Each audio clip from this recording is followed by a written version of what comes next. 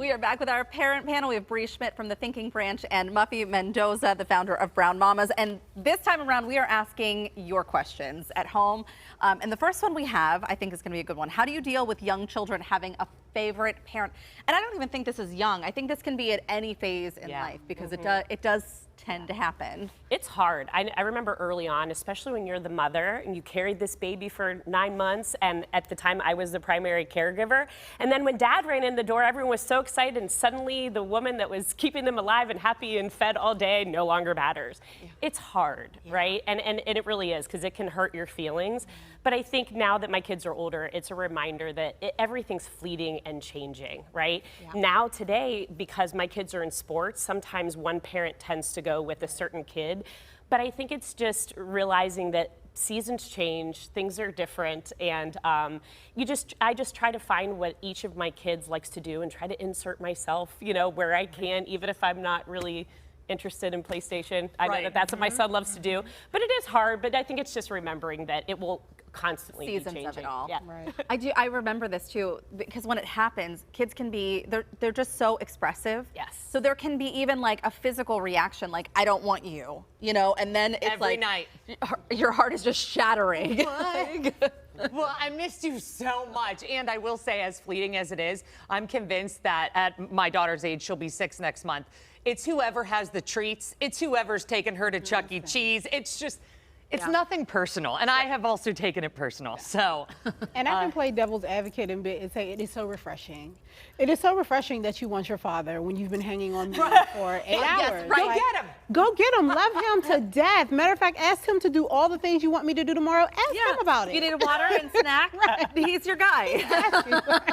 He loves doing that. I also love doing that. Daddy loves filling up water bottles. Go ask him. That's right. But I am in the throes of young parenthood at the moment. My son's 15 months old, and a lot of people want to know, and myself included, I am one of those people, when should you start potty training? Because it is one of my least favorite phases of young parenthood. You know what's, I think, adds so much pressure to this, and I don't know if you guys had this when the kids were much younger, but I heard the stories from my mom and from my husband's mom about how young we started walking. Oh, you were out of diapers by the time you were 9 months. I'm like, what? That's not responsible. So then it's like this added pressure, like, well, if they were able to do it, how do I do it? So there's this, I think, societal pressure too, and even sometimes family pressure. Right. I think you just have to really wait until your kid is ready. And they're going to tell you when they're ready. They're not going to want it on them. They're going to start taking off their diaper and putting it everywhere. When they don't want it anymore. I know when my 2 boys were younger, they were back to back. And so I had 2 that I was potty training at the same time, and we had like puddles everywhere because we just let them walk around with no underwear on. Well, there's so many different methods. Right, and then eventually we just start, this goes here, and they're like, this goes here? Oh, we'll figure that out. So it takes time, but I don't think you should put pressure on yourself. Someone told me once that your kids don't go to school in diapers. Like, by the time they're in kindergarten, they'll figure it out. And Absolutely. I think that relieves so much for me. And also, a friend recommended these, they're like underwear, but they're a little bit thicker. They're washable. You can get them on Amazon. They're genius. I will send you the link to them. Immediately. Because they're different like during a commercial break. I feel like pull-ups kind of give that same sensation of a diaper, so it doesn't really help as much, but these really did the trick. And girls and boys are totally different. Potty training. Super, so that's true.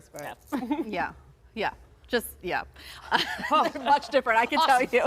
I don't know, quickly, summer camp, what are your thoughts on summer camp? There's a lot of pressure too.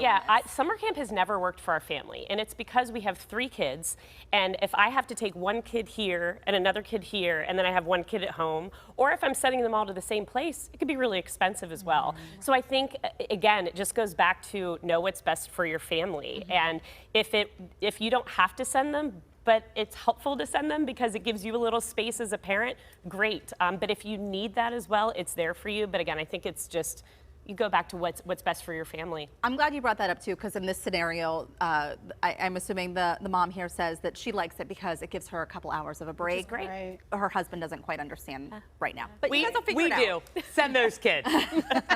Thank you so much. This was great. I could talk for a weekend. If you're interested in the events and services offered by Muffy's group Brown Mamas, or checking out Brea's blog, The Thinking Branch, we're going to have links on our website, k2k.com/talkpittsburgh.